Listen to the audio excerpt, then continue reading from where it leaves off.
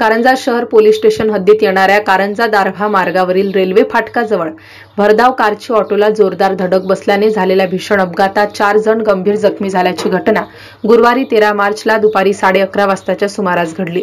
जोरदार वेगाने येणाऱ्या कार क्रमांक MH46 BQ 6801 प्रवासी ऑटोला जोरदार धडक दिली। अपघातामध्ये 4 प्रवासी गंभीर जखमी झाले आहेत।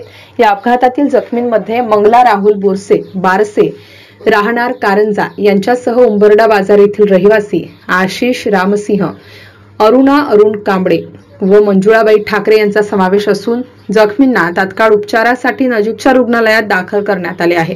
एक प्रवासी ऑटो काही प्रवासी घेऊन कारंजा येथून उंबरडा बाजार येथे जात असताना समोरून येणाऱ्या कारने या ऑटोला जोरदार धडक दिली, त्यामुळे हा अपघात घडला।